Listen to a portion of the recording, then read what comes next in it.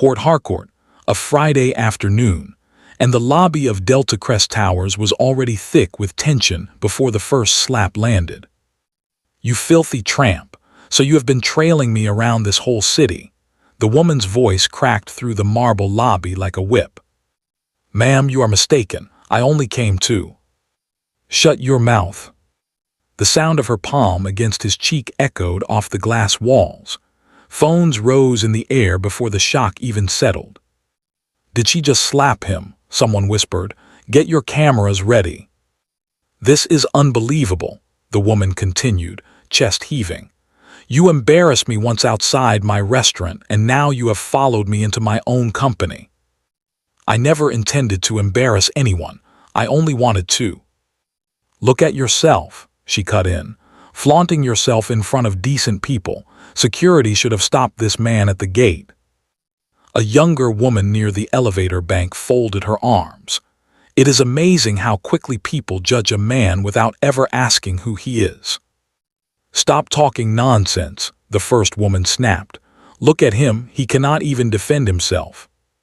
"I would have left immediately if I were him," a security guard muttered under his breath. "People like him have no shame." "Thank you," the woman said coldly, straightening her blazer, satisfied. The man in the worn brown jacket said nothing. He simply looked around the lobby once, slowly, the way a man looks at a room he used to know very well. "I believe I have stayed long enough," he said quietly and turned for the door. The younger woman by the elevators frowned. "Is something wrong, sir?" she asked no one in particular. "A man who is truly broken does not walk that calm. There is something unusual about him." Outside on the tower steps, a young woman came running after him, breathless. Sir, please wait." It was Grace, the receptionist who had watched the whole thing from behind the front desk. "I am so sorry. I could not stop what happened inside. You were not supposed to be treated like that." The man in the brown jacket gave a faint, tired smile. "You weren't the one who did it, Grace. Don't carry what isn't yours." He walked on, disappearing into the noise of Agri Road traffic, and nobody in that lobby had the faintest idea that the man they had just humiliated was the reason half of them still had a paycheck. 2 floors up, in a private office overlooking the harbor, 2 men spoke in low voices. "I don't have to say a word," said the older one, swirling brandy in a glass he wasn't drinking. "The board is already falling apart on its own. Michael has convinced 3 more directors to stand with him. And Christian is funding everything behind the scenes," the younger one said. "I expected them to move fast, and they have." "One word from you and everything changes today," the older man said. "No," the younger one shook his head. "Not yet. Some people still need to show me who they really are." That evening, the television in every roadside shop along the waterfront carried the same breaking story. "Breaking news: Delta Crest Holdings has called an emergency board meeting tonight, following unconfirmed reports that its long-missing owner may have quietly returned to the city." "Wait," a woman selling recharge cards said, looking up. "Did she say the owner? I thought nobody had laid eyes on that man in over a year." "If he is really back," her customer said, "the whole city will be turned upside down." "Sources say top executives have been ordered to report to headquarters immediately," the anchor continued, though the company itself is refusing to confirm or deny whether Mr. Kelvin Adisa has resurfaced. Across town, in the smoky, crowded stretch of Mile 1 Market, a different kind of business was closing for the night. "Sophia, if I don't eat your jollof rice for even one day," a mechanic said, licking his fingers. "My wife says I have become impossible to live with." "Then maybe I should start charging your wife instead of you," Sophia laughed, wiping down her bench. Her younger brother, Emeka, leaned against the pole of the tent. "Big sister, you have been standing since sunrise. Sit down for 5 minutes at least." "If I sit now, who will feed all these hungry people?" she said, stacking plates. "Besides, God has been good to us today." A girl selling groundnuts, Tari, sidled up beside Emeka. "Who is that man over there, the one by the gutter?" "Don't mind him," Emeka said. "He is probably waiting for whatever is left over." Tari watched Sophia a moment longer. She smiles even when she is tired. "She treats strangers like family," Emeka said. An old woman nearby, a customer waiting for change, shook her head slowly. "It has been a long time since I have seen kindness like that." Sophia noticed the man by the gutter and walked toward him, wiping her hands on her apron. "Excuse me," she said. "You have not eaten today, have you?" "I'll be all right," the man said, not meeting her eyes. "I've survived worse days than this." "That is not what I asked. Have you eaten?" Behind her, Emeka hissed under his breath. "Sis, that is the last plate. If you give it to him, we lose money tonight." "We will cook another pot tomorrow," Sophia said simply. "But if he sleeps hungry tonight?" She was already walking back with the plate. "Here," she said, crouching to hand it to him. "Eat while it is still warm." The man stared at the plate, then at her. "Why would you do this for someone you have never met?" "Because hunger doesn't ask for your name before it hurts you," Sophia said. He took the plate with both hands like it was something fragile. "Thank you. You have no idea what this means to me." Later, as she packed up, he approached again, holding out a folded, worn note. "Here, take this. It is not much, but please take it." "I don't like owing people," Sophia said, gently pushing his hand back. "Put it away."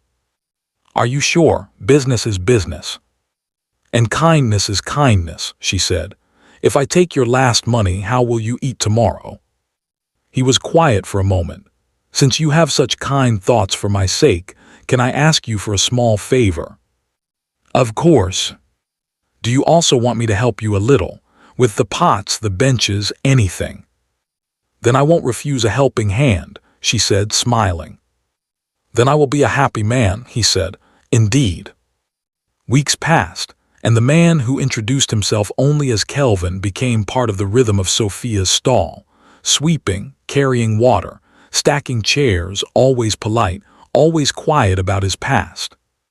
One evening, a sleek black SUV pulled up at the edge of the market, and a well-dressed man stepped out, straightening his cufflinks. "Good evening," he said, arriving at the stall. "So you are Sophia Daniels Zetum?" "Good evening, sir," Sophia said. "Welcome. What would you like to eat?" "Honestly, I came because everyone in this area keeps talking about your food," he said, smiling. "But now that I have met you—" He stopped mid-sentence, noticing Kelvin arranging stools nearby. "Hold on, why is this homeless man eating here?" "He is my customer," Sophia said evenly, "just like everyone else." "Customer? Don't tell me you actually let him pay." He turned to Kelvin. "Hey, did nobody teach you where you belong? You are sitting too close to decent people." "I am only eating my dinner," Kelvin said quietly. "Then eat somewhere else. This place is not for people like you." "Christian, that is enough," Sophia said sharply. "Sophia, tell him to leave. I will pay for every meal in your stall today," Christian said, pulling out his wallet.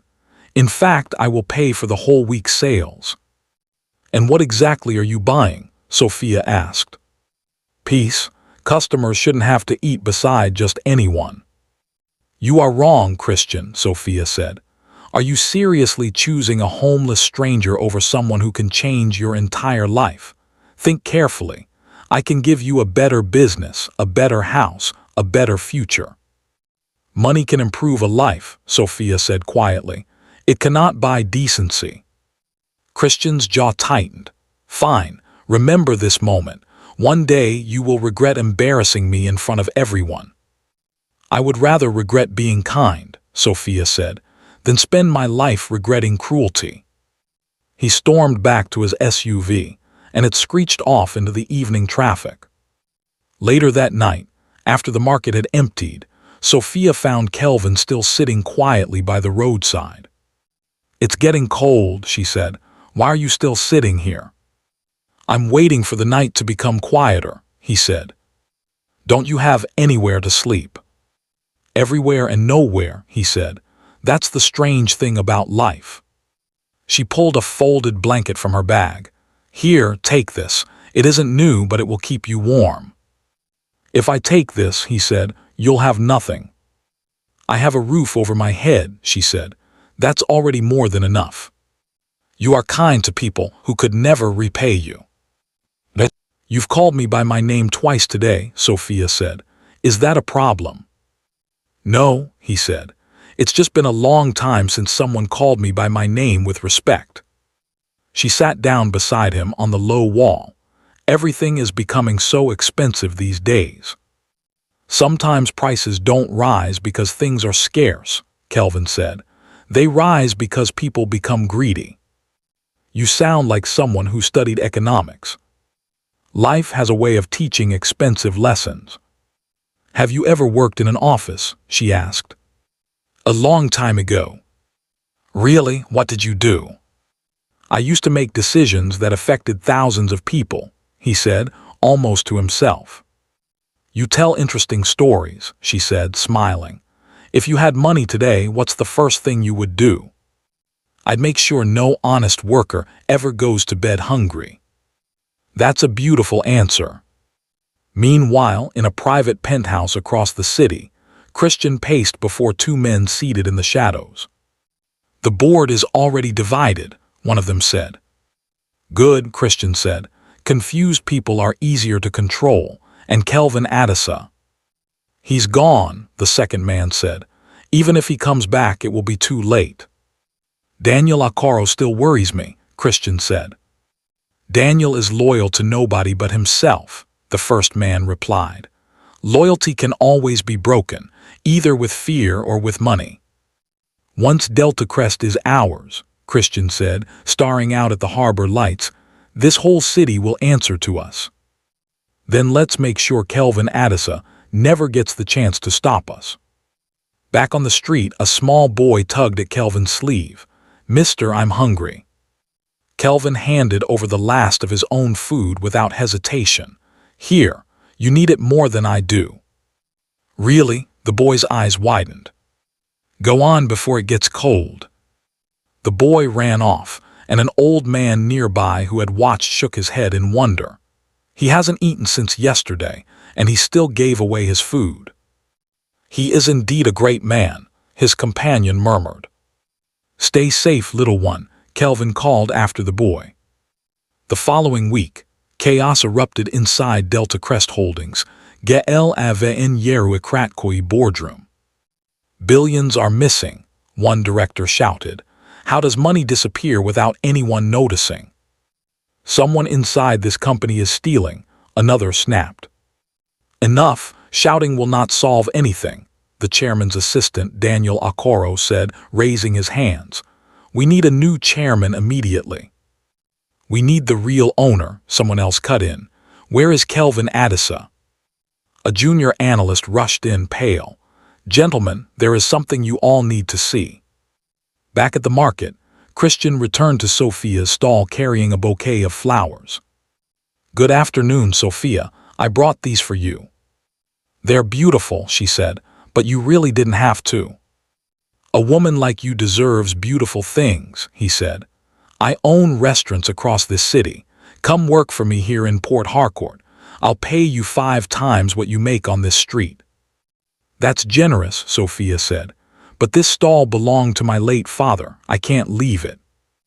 Then at least stop wasting your kindness on that homeless man, Christian said. People are beginning to talk. Let them talk, Sophia said. Helping someone is not a crime.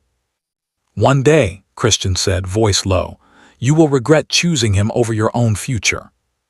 That same night, in a private car outside the estate, Daniel leaned toward Kelvin. Sir, the board is falling apart. Michael has convinced even more directors to support him. I expected that, Kelvin said. Power attracts impatient people. We can end this tonight, Daniel urged. Just walk back into the company. Everyone will recognize you instantly. No, Kelvin said. Not until I know who truly deserves my trust, and if they destroy everything before then. Then we lose everything your father built, Daniel finished grimly. Back at the roadside, Sophia studied Kelvin's face in the dim light. You've been very quiet today. Are you all right? I'm just wondering how quickly people can change, he said. Not everyone changes, she said gently. If one day you discovered I wasn't the man you think I am, he asked slowly, would you still speak to me? I didn't become your friend because of who I thought you were, Sophia said. I became your friend because of who you are with me. Kelvin looked away, throat tight. You have no idea how much those words mean to me. Then promise me something, she said. Anything. Never disappear without saying goodbye. Days later, 2 masked men stormed the stall at closing time. Empty the cash box now. Please take the money, Sophia said, shaking, pushing the box toward them. Just don't hurt anyone. Hurry up, we don't have all night. A calm voice cut through the dark. Let her go, she has nothing worth hurting. And who are you supposed to be? One robber sneered. Another beggar. Just someone asking you to leave, Kelvin said, stepping into the light. Move aside. Then you'll have to try, Kelvin said quietly. Please be careful, Sophia whispered. Finish him, the leader barked. What happened next took less than 20 seconds. Sophia would later swear she'd never seen anyone move like that, controlled, precise, almost bored, like a man who had done this before and found it beneath him. How did he do that? One of the attackers stammered, backing away. Not today, Kelvin said, breathing steady. Life can be a very demanding teacher. A crowd had gathered by the time the police arrived, and an elderly trader clutched Kelvin's arm. Young man, are you all right? We saw everything. Those men were armed. I'm fine, Kelvin said. As long as you're safe, Sophia said quietly, that's all that matters. Son, the elderly trader said, studying him, you fought like a trained officer. Where did you learn that? Life has a way, Kelvin said simply, and said nothing more. The next morning, the whole market was talking about the incident. Everyone is thanking him, Tari told Sophia, but he's hardly said a word about it. Heroes don't always need applause, Sophia said, watching Kelvin quietly sweeping near the gutter as if nothing had happened. Sometimes, walking away quietly is enough. But when she looked again, he was gone. Kelvin, where did he go? Emeka called out. He was just standing here. I saw him walking toward the main road, Tari said. And then he simply disappeared into the crowd. He didn't even say goodbye, Sophia murmured, almost to herself. Sis, why are you smiling? Emeka asked, puzzled. Because that man, Sophia said softly, makes me want to know his whole story. Inside a private estate that evening, Kelvin stood before Daniel, dressed once again in the plain brown jacket. Good morning, sir. Everything is ready. No one saw you enter. Good, Kelvin said. Let's keep it that way. The directors are becoming impatient. Michael keeps asking questions. Let him, Kelvin said. Impatient men usually reveal themselves first. Daniel handed him a folder. These are yesterday's reports. Revenue is falling. Investors are getting nervous. Numbers never lie, Kelvin said, scanning the pages. People do. We can stop this today, Daniel pressed. Just walk into the boardroom. No, Kelvin said firmly. A king should not return until he knows exactly who tried to steal his life while he was gone, and others, I'm still watching them. We've confirmed it, Daniel said. Michael and Christian have been meeting in secret. I expected as much, Kelvin said. Greed always finds company. Their plan is simple, Daniel continued. Remove every director still loyal to you, take control of the company, and after that, they'll come after the city, Kelvin finished. Should I alert the police? Not yet, Kelvin said. Sometimes the biggest trap is letting your enemies believe they've already won. The following morning, Sophia found Kelvin waiting at her stall as usual. Sit down, breakfast is almost ready, she said. You really don't have to keep feeding me. And you really need to stop saying that, she laughed. You're spoiling me. Good, he said. Maybe then you'll stop skipping meals. You're very stubborn, she said. Very stubborn, he agreed. I'm sorry about earlier. Why don't you close your eyes for a moment? That sounds dangerous, she said, laughing. Just trust me, he said. Now open them. When she opened her eyes, there was a small wrapped gift on the bench, a simple, elegant wristwatch. Kelvin, you bought this for me, I thought. You deserved something new, he said. No one has ever bought you a gift and you deserve one. Sophia, is that you over there? A voice called from a passing car. It slowed to a stop. What is she doing with that filthy homeless man? A woman in the back seat hissed. Ma'am, should we keep going? The driver asked. No, park the car, right now, the woman, Christian's aunt. Vanessa said, narrowing her eyes. Look at them, they're actually laughing together.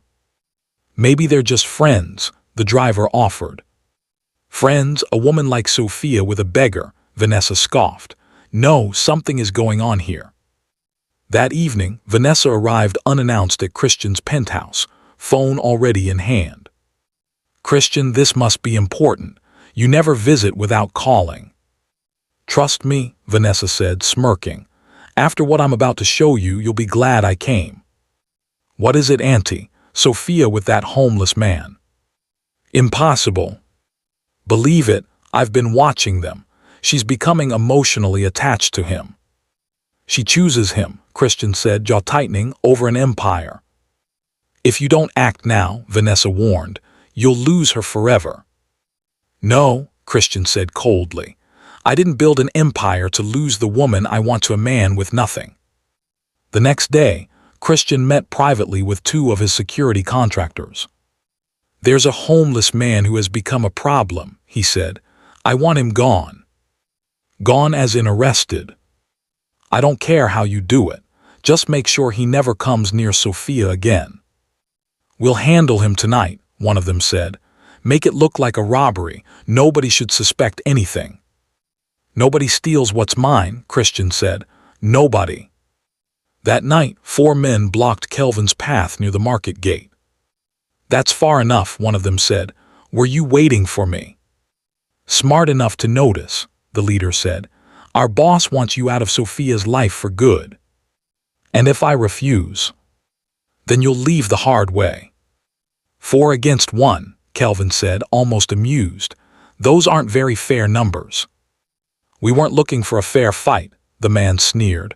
We came for an easy one. You still have time to walk away, Kelvin said. You should be the one begging. Stop talking, get him.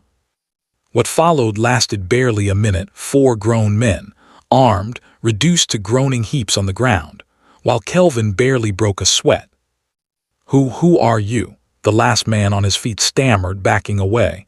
Who sent you to do this? The man didn't answer. He simply melted into the shadows the way he always did. Back at the compound that night, Sophia's younger sister, Tarian, paced by the gate. It's getting late, she said. He always says goodbye before he leaves. Tonight he just disappeared. Maybe he's all right, Sophia said, though her voice wavered. I have this strange feeling. Something isn't right. You've only known him for a few months, Tarian said carefully. It doesn't feel that way. Sophia stopped. Wait, someone's coming. Could that be Kelvin? He emerged from the darkness, a bruise darkening along his jaw. Kelvin, what happened to your face? It's nothing, he said, just a misunderstanding. That does not look like nothing, Sophia said, pulling him toward the light. Come inside, I'll clean those wounds. You don't have to. Stop saying that, sit down.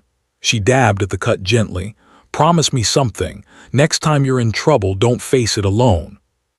The next morning, Sophia's mother, Mama Grace, watched her daughter from the doorway. Sophia, who is that young man who keeps coming around? His name is Kelvin, Mama. He's my friend. Friendship is one thing, her mother said carefully. but you are beginning to care for him too much. Mama, please, is kindness now a crime? Be careful, my daughter, Mama Grace said softly. Sometimes the people we know the least can change our lives forever. Inside Delta Crest's executive floor, the boardroom argument had reached a boiling point.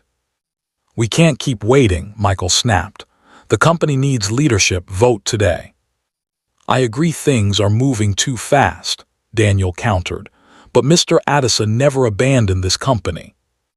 With respect, another director said, the market won't wait forever. If he can't even be found, where is he? We support Michael, a chorus of voices agreed. This isn't over. Not by a long shot, Michael said, smiling thinly. Later, a young analyst rushed into Daniel's office, breathless. Sir, I finally found it, the proof you've been waiting for. Let me see. Daniel scanned the documents, his face draining of color. Every illegal transfer, every fake signature, it's all here. My God, the analyst whispered, this changes everything. We have to act now, Daniel said. When he brought the file to Kelvin that evening, he asked quietly, so, he really betrayed the company? Say nothing yet, Kelvin replied, folding the file closed. The truth is strongest when everyone is watching. At the market the next day, Sophia found Kelvin sweeping quietly as usual. Kelvin, thank you, she said. You've protected me more than once now. Anyone would have done the same. No, she said, not everyone. Whatever happens, he said, meeting her eyes, those words mean more to me than you'll ever know. That evening, Vanessa arrived at the stall with her phone raised, filming. Perfect. Smile a little more, she said under her breath, capturing Sophia and Kelvin laughing together. This will be fun. Tomorrow the whole city will laugh at you, especially you, Sophia. She uploaded the clip with a cruel caption. A beautiful woman falls for a homeless man. Perfect, she murmured, watching the comments flood in. Look at those numbers, thousands already. People really do enjoy gossip. By morning, Sophia's phone had not stopped buzzing. Sophia, your phone has been ringing all morning, Tarian said. I turned it off, Sophia said wearily. I couldn't deal with the noise. You need to see this. Tarian held up her own screen. Oh my God, they posted our pictures, Sophia whispered, scrolling through hundreds of comments. They don't even know him, yet they've already judged him. Don't let strangers decide your happiness, Tarian said, squeezing her hand. At the stall, whispers followed Sophia everywhere.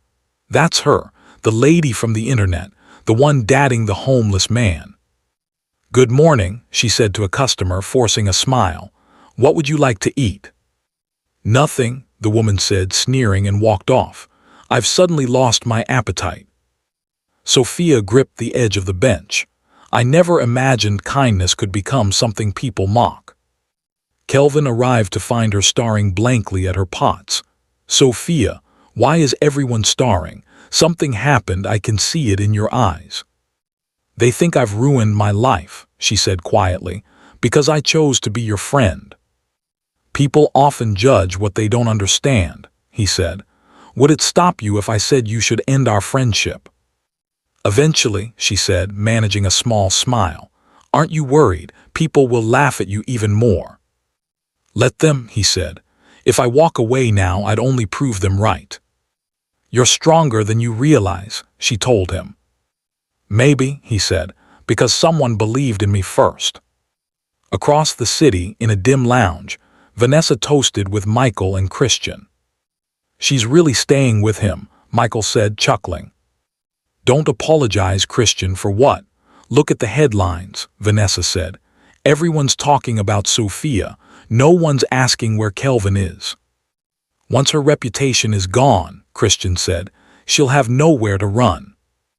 And when she's desperate, Michael added, she'll finally accept your offer. By the time Kelvin shows himself, Vanessa said, raising her glass, it will already be too late. Elsewhere, Christian reported to Michael in private. Sir, the smear campaign is getting worse. Sophia is paying the full price. I expected they would target her, Kelvin said grimly, listening in from another line. Give the order, I'll end this today. Not yet, Kelvin said. Every move they make brings the truth closer. She believes in you, Daniel said. I won't let her down, Kelvin replied. When I step forward, I'll protect her completely. I've hidden long enough. It's almost time. Are you certain? Daniel asked. Once the truth comes out, nothing will ever be the same. That's exactly why it must happen, Kelvin said. Before this ends, everyone will know who the real homeless man truly was. The following day, a government official arrived at Sophia's stall with a folder. Miss Sophia, Daniel Zetum, this notice is for you. What notice? Your business permit has been suspended. You'll have to close immediately. There must be a mistake, Sophia said, stunned. I've followed every rule. You have 72 hours, the official said. After that, the stall will be removed. This is your last chance. Later, Christian appeared at her side, smiling coldly. Walk away from Kelvin. Save yourself. If this is about money, you can keep everything you have. I won't abandon someone, Sophia said, who has never abandoned me. Then don't blame me for what happens next, Christian said, walking away. That night, alone in his quarters, Kelvin looked at an old photograph of his father. Father, I hope I'm making the right choice.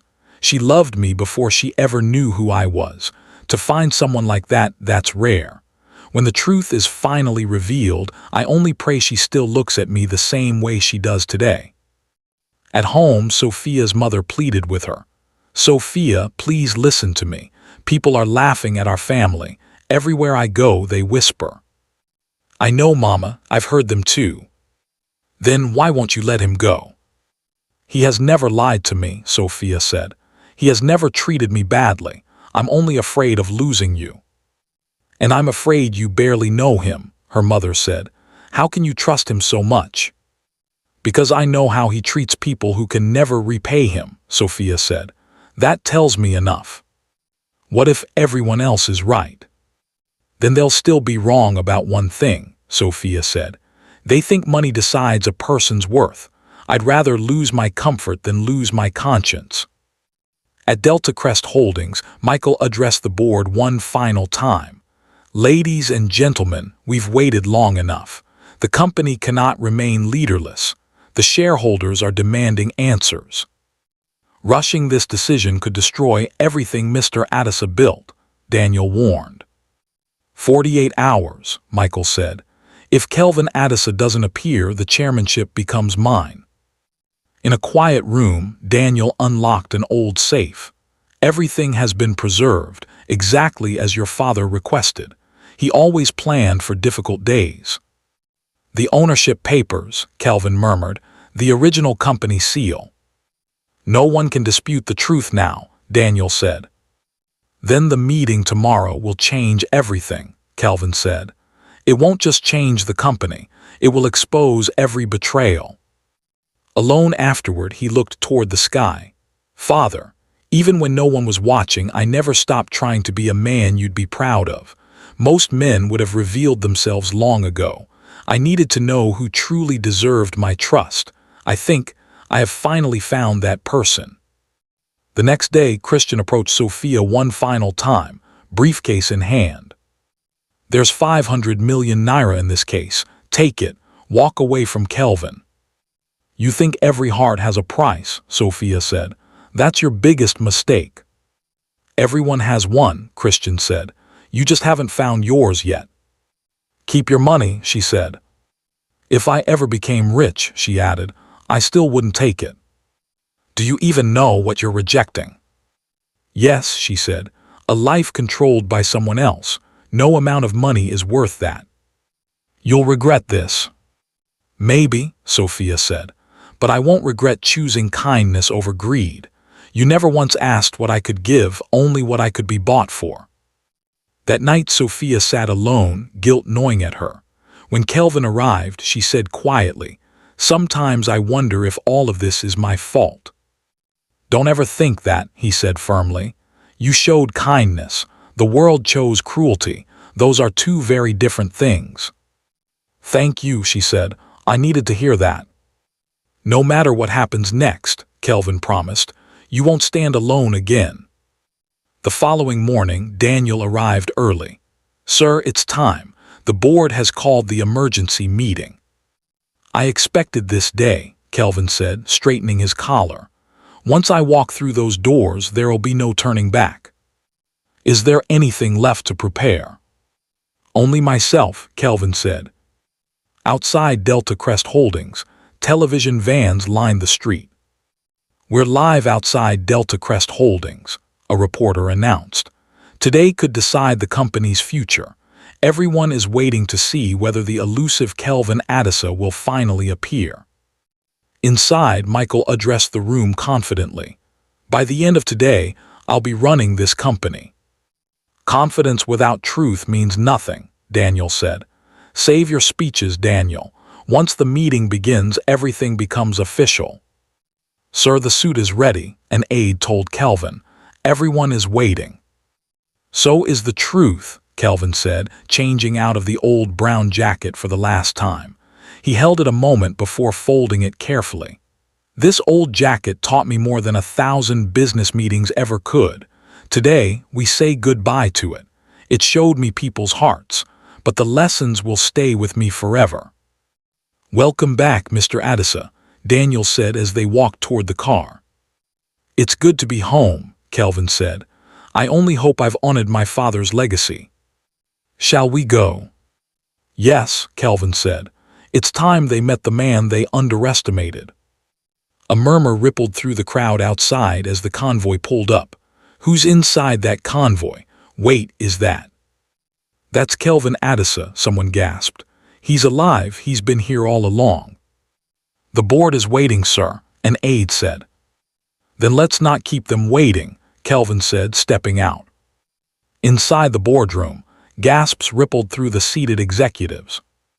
Impossible, Michael stammered. You're supposed to be missing. Clearly not, Kelvin said calmly, taking his seat at the head of the table. Please, everyone, have a seat. We have a lot to discuss today. He placed a folder on the table. These are the original ownership documents signed by my father, protected by law, the company seal, the legal records, biometric verification. All confirm the same truth. I have always been the rightful owner of Delta Crest Holdings. Today, there can be no more doubt. This is fabricated, Michael said, standing. He's lying. Then explain these bank transfers, Kelvin said, sliding a second folder across the table. Every transaction leads back to you. Every forged signature matches your authorization. Michael, you betrayed this company. No, you don't understand. Michael Aduba, a security officer said, stepping forward. You're under arrest for corporate fraud and financial crimes. You can't do this, I'm innocent. You can explain that in court, Kelvin said. Kelvin, this isn't over, Michael spat as he was led away. It is for today, Kelvin said. Take him out. By evening, every screen in the city carried the same story. Breaking news, billionaire Kelvin Adisa has returned publicly after nearly a year in disguise. The city is in shock. At the market, Tarian froze mid-sweep. Wait, that's the homeless man, it can't be. Social media is exploding, the anchor continued, as the city reacts to one of the most astonishing stories in recent memory. Sophia, look at the television, quick, her mother called. What is it? Sophia turned and her breath caught. Mr. Kelvin Adisa, chairman of Delta Crest Holdings, addressing shareholders live. Kelvin, it can't be. All this time, Sophia whispered, hand over her mouth. He was the owner of the company. He arrived at the stall that evening still in his suit, and the whole market fell into stunned silence. Ethan, Kelvin, is it really you? It has always been me, he said gently. Only the clothes have changed. Why didn't you tell me? She asked, voice trembling. Do you know how shocked I am? I know, he said. I'm sorry. After my father died, everyone treated me like a wallet. No one saw me, so I disappeared. I wanted to meet people who valued kindness over wealth. I see you, Kelvin, Sophia said softly. That must have been so lonely. It was, he admitted. Until I met you. You gave food to a stranger without ever asking what he could give back. Her mother stepped forward, eyes wet. Kelvin, please forgive me. I judged you before I knew your heart. Mama Grace, you were only trying to protect your daughter, Kelvin said. I only saw worn clothes, she said. I understand, he replied. Many people made the same mistake. What matters is that we understand each other now. Thank you, my son, she said. Elsewhere, Vanessa's world collapsed with a single phone call. Miss Vanessa Hataduba, your employment has been terminated. Please hand over your access card. You can't throw me out. Do you know who I am? The card, Miss Hataduba. This is outrageous. Today, the officer said, you're just another former employee. Michael, watching from a police vehicle, murmured to himself. I destroyed others and ended up destroying myself. I had every advantage and I still lost. She never wanted my money. She only wanted honesty, and I couldn't give her that. I spent so much time trying to defeat Kelvin that I forgot to become a better man. Weeks later, Kelvin led Sophia by the hand down a freshly paved street. Sophia, open your eyes, we're here. She gasped. A gleaming new restaurant stood before her, her late father's name etched proudly above the door in gold letters. How is this possible? It's all for you, Kelvin said. Your dream deserved a proper home. Your father inspired you to build something real. This is the most beautiful gift I've ever received, she whispered. He knelt slowly, pulling a small box from his jacket. Sophia Daniel-Zetham.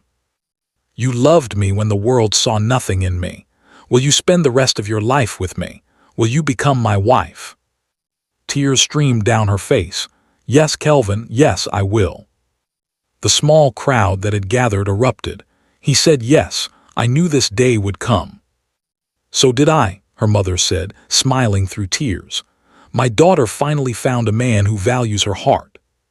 She changed my life first, Kelvin said. This feels like a dream. Then let's live it together, he said.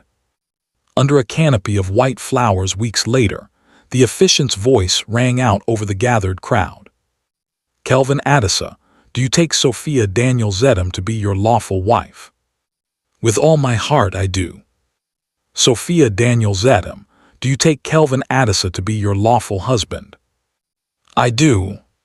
As the crowd cheered, Sophia leaned into him. It's amazing how one act of kindness changed both our lives. Kindness opened every door, Kelvin said. If I had known you were a billionaire, she teased, I might have been nervous. I'm glad you met Kelvin first, he said, not the title. Love isn't measured by money, Sophia said, resting her head on his shoulder. It's measured by the heart that stays. And that, Kelvin whispered, is why I'll choose you every single day. And if this story touched you, don't scroll past without dropping a comment below. We read every single one. Tell us, would you have given away your last plate of food to a stranger? And if you want more powerful stories like this one, hit that subscribe button and turn on notifications so you